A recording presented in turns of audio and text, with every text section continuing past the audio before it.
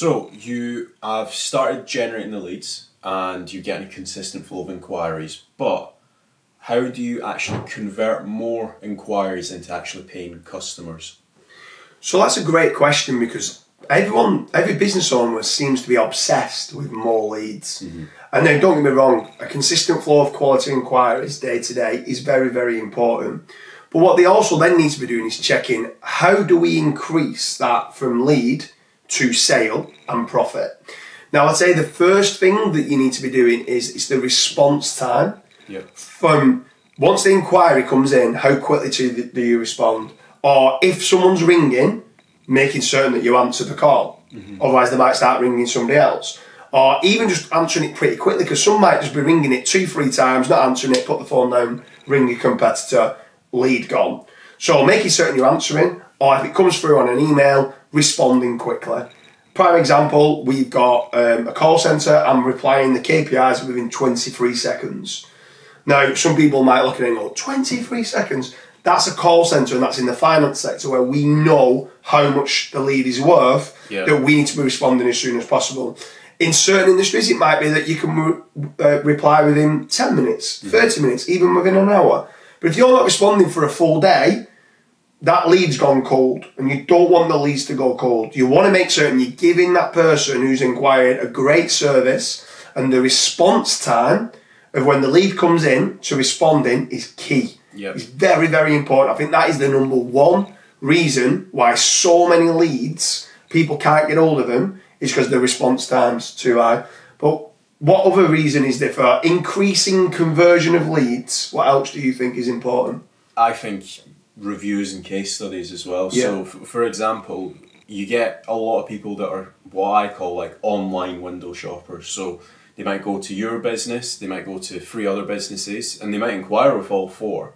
But they're actually in a way they're just window shopping. So what I mean by that is they'll look at your website, they'll be like, he's only got 3 reviews. They'll look at a competitor website, oh, he's got 33 reviews and he's got case studies. Oh, there's a video here of like a certain product or a certain service that they provide, and they'll watch that and they're more attuned to that. Like some of my easiest closes have been people that have watched maybe 10 or 15 different videos of me, and they already kind of know who I am, they kind of already know the brand.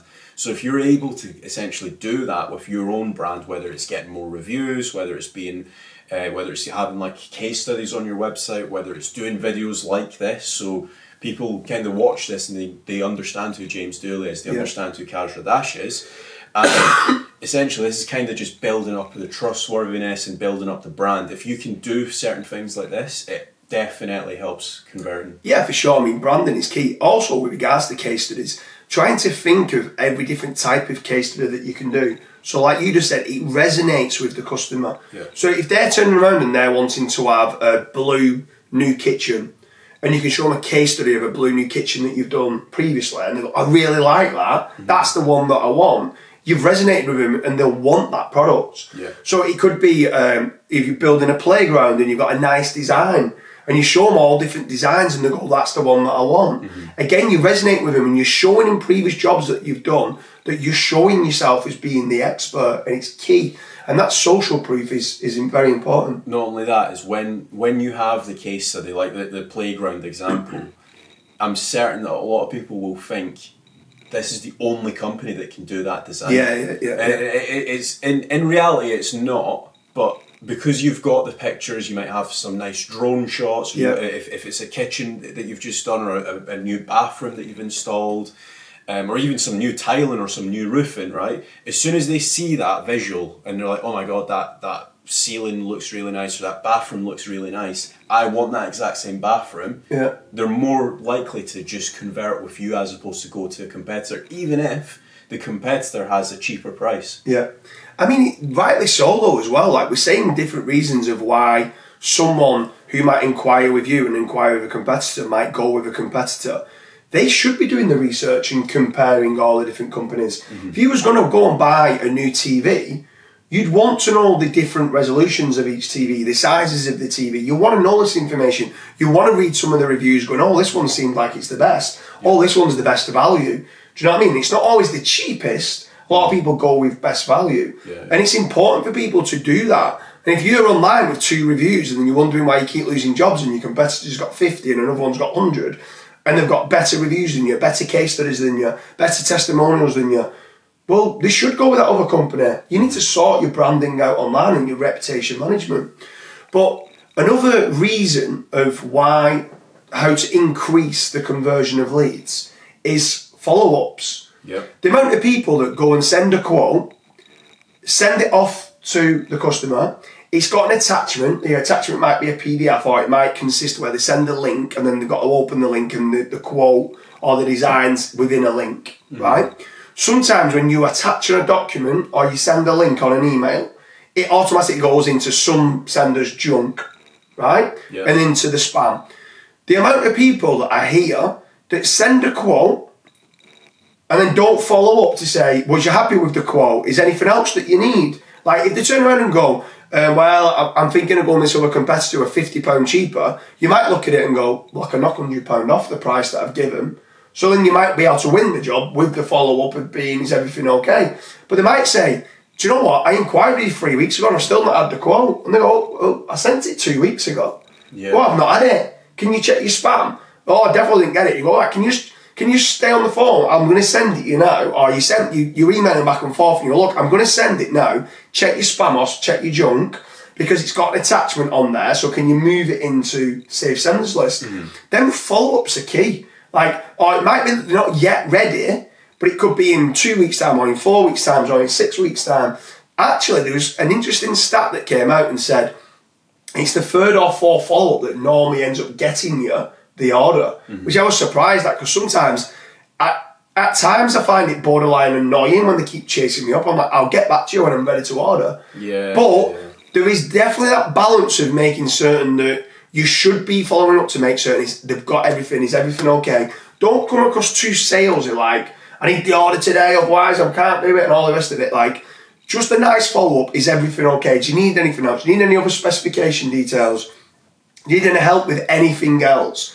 Just a nice follow-up, and they go, no, I'm happy with everything. I've got the quote. We're just seeing who we're going to go with. All right, brilliant. We'll let you decide. But having them follow-ups is very, very, very important of increasing your chances of converting the leads. What's your thoughts then? You was talking about branding. What's your thoughts on, like, someone goes and sends an email from bigbadkazra@hotmail.com. Oh, God. Instead of like Kazra kitchen resurfacing, or do you know what I mean, or whatever it is that you do. Do you know what? It's funny you say that. We get so many of those. It's crazy, like. But the thing is, you look at their website and they've got like a really nice website, but they've got like tom@gmail2016.com, and it's like, Tom, what you doing, mate? Go and set up an email. This might be from my marketing background, but I think that definitely does, like. Oh, 100%, definitely. Like, we decline. There's times where we get certain leads through, and because it comes through saying bigbadkazra@hotmail.co.uk, we might look at it and just go, we're really busy, I'm not even going to respond to that. Yeah. So we're literally being put off just by the email that they're sending. Where if it came through and it was like kazra@a1architects.co.uk, you're like, oh, this one looks good, it looks professional, right, I'm going to respond to these. Yeah. But if you're sending out a quote to someone and it is like that, Kazra's Kitchen 69@iCloud.com, and you're sending a quote for 30 grand. Yeah. And I've got another one over here saying James@kitchenremodeling.com. Who are you going to go with if things are like, if all things are like, I'm not certain. It's all them little marginal gains that you can do that might be the difference if you're winning that 30 grand job or losing that 30 grand job. Yeah. So I want to make certain everything's set up. And now we're talking about those marginal gains. When I'm sending, another thing, a little pet hate of mine that I'm always looking at, when I'm wanting to generate leads for a company and I want them to have the highest like conversion rate, sometimes they ask them, can you send me through your last 3 quotes? They go, why? I just want to see your quote template.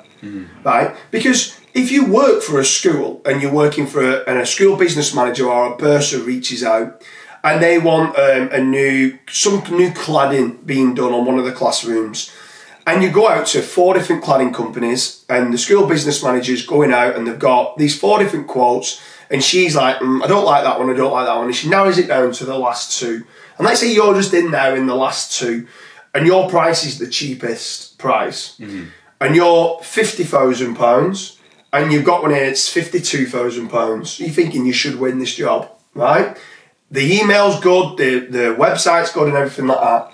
But that school business manager goes to the head teacher and he goes and sits both of them quotes down on the table. And when they're looking at it, and I don't just mean the design of it, but the first impressions of someone seeing these two quotes, sometimes even just padding out the content of what you're doing.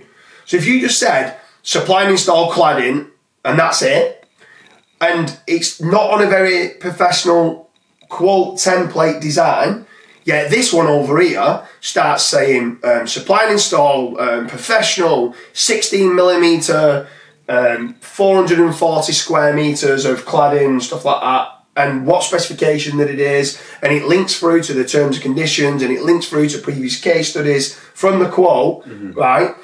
Where if the school business manager went and sent it on an email, I can click through to it and go through it. But if there's like this documentation of this quote compared to this quote looks better, they might just say, do you know what, I think this is better. It's £2,000 more, but I think it's better value. Yeah. And it's just because of the way they presented the quote compared to these. So it's all these marginal gains, I feel, that help with converting these leads better. It's I think that's probably one of the biggest reasons as to why you would or you wouldn't win a tender. If you're doing a lot of tender work, as opposed to just like sending out quote templates that are just like, I don't know, residential properties and stuff. But if you're doing any form of like tenders and stuff, and you're getting seen across maybe 4 or 5 of your competitors, that is definitely a make or break at that point. Yeah, for sure, yeah. So if you are looking to generate more leads, if you are looking to look at why you're not converting the leads, hopefully some of these reasons, there are many other reasons as well. Check out the link in the description, because we've actually got a full reason of what you should be doing when you're responding to leads and how you can increase all leads that you're generating into more orders and hopefully then more profit. We hope you liked all the different ways. Is there anything else that you can add to it? No, I think that's it. But for consistent flow of inquiries for your business, make sure to check the link down below or head over to fatrank.com.